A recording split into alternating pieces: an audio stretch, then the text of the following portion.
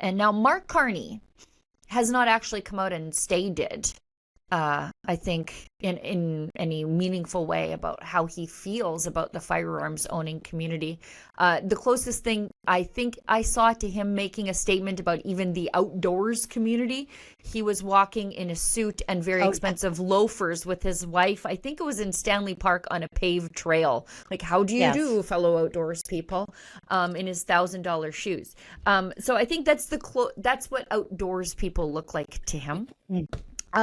Yeah. Well, I know there was a question put forward to him at some point asking if he would continue with the Liberals' confiscation program. The Liberals like to call it a buyback program, but let's just call it what it is. It's confiscation program.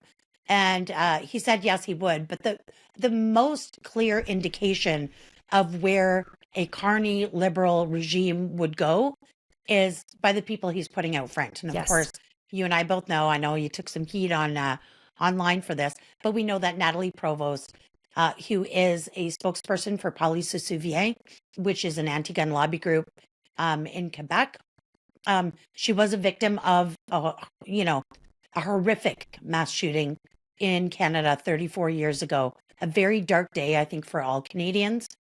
But at the same time, that doesn't make you an expert on public safety policy or crime or violence, or politics for that matter. But she has entered the arena with the Liberals.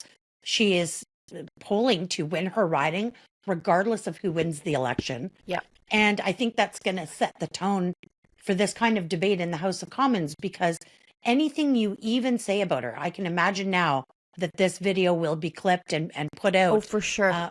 By the other side.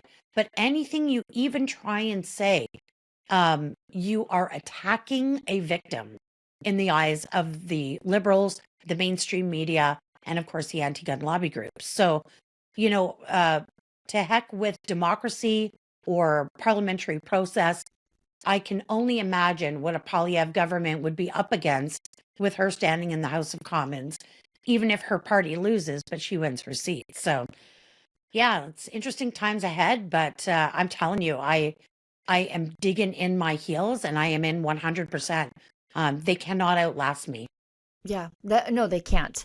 And yeah, for me, when I saw that she was basically dropped in as a star candidate there, it was an indication that not only would we have Justin Trudeau's gun control policies, but we would have Nathalie Provost's gun control policies. Oh, yes. And Nathalie Provost has been very upfront that she does not think that the majority of the firearms in Canada, if not all of the firearms in Canada, should be outlawed. And, Police Se Souvient can come after me all they want. And they can, say that I am against the victims of violent crime. I don't think that, as you said, being a victim of violent crime actually makes you an expert on gun control policy. And I think that Nathalie Provost is going after the wrong people. She's making Canadians criminals instead of going after the real criminals. I mean, this is a woman who quit Justin Trudeau's gun grab panel because it wasn't moving fast enough, even though we've outlawed some 2,000 firearms, maybe more than that, and ended the ownership of handguns in this country. So, when she says that Justin Trudeau wasn't radical enough for her, and then she's recruited by Carney to run, I think it's dark times ahead for Canadian firearms owners if this country, and I'm not blaming the West here, loses its collective marbles and rewards the Liberals for 10 years of failure and corruption. Yeah, well, and it's interesting because I'm watching this thing play out. I think we all are. And you've got law enforcement agencies stacking up behind the Conservatives, right?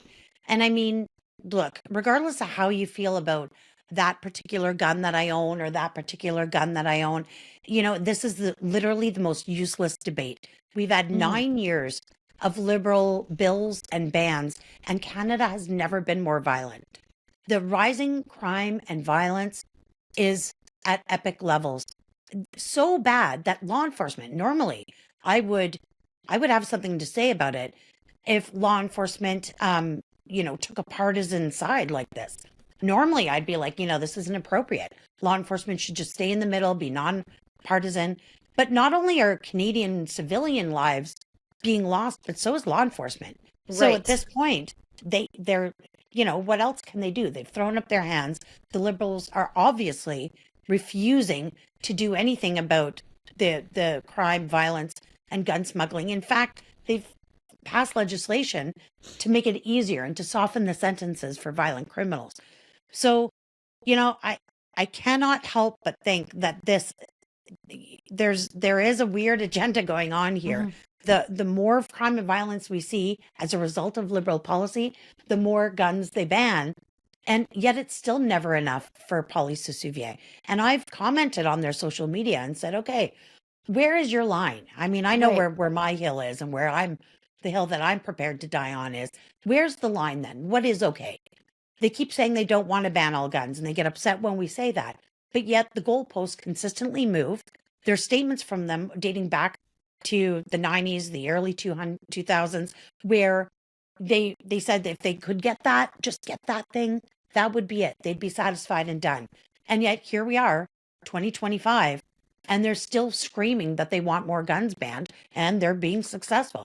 They are getting more guns banned, regardless of how hard we try and comply with that law. So it's bad for democracy and it's bad for the country because we have a very long, healthy gun culture in this country where gun owners have, complied with the law.